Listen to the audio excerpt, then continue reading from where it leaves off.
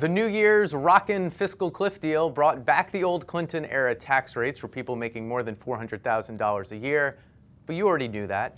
But what you may not know is what else the deal does. A list of only in Washington provisions the WonkBlog's Brad Plumer has been detailing. Good to see you. Thanks for having me on. You have 10 of them. I want to get through as many as we can, because Sure. each one is more puzzling and bizarre than the next.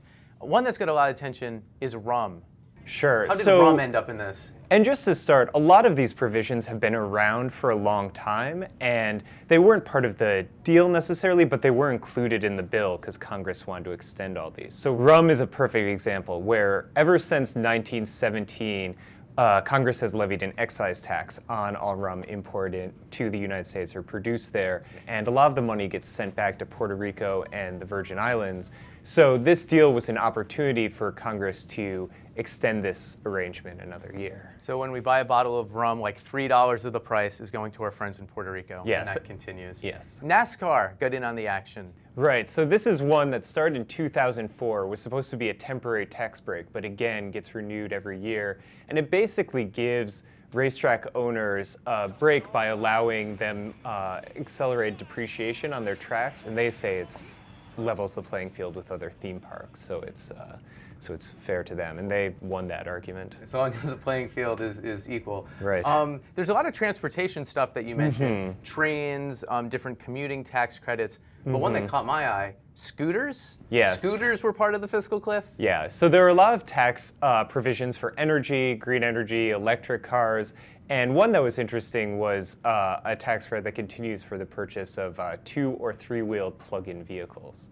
Hollywood films will get a tax break out of the fiscal cliff. What's that, and why is that? Yes, well, that is long. That has also long existed. It's something that, in theory, at one point should have been temporary, but keeps getting renewed, where basically they can deduct a lot of their costs, up to $15 million, if most of the movie is produced in the United States, and even more if it's produced in a low-income community.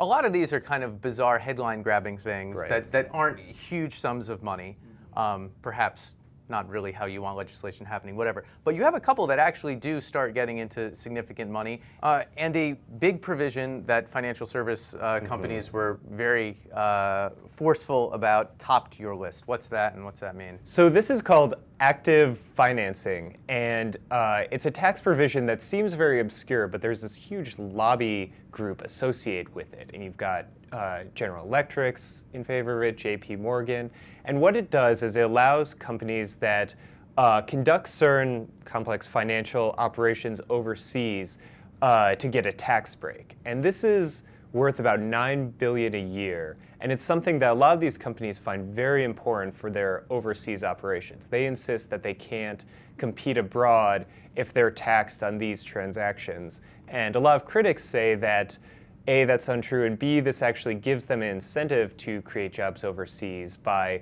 making a lot of their overseas operations exempt from taxes. So it's a sort of complex tax debate, but this is something that's been around since 1997 and got renewed for another year as part of this broader bill that had all these provisions.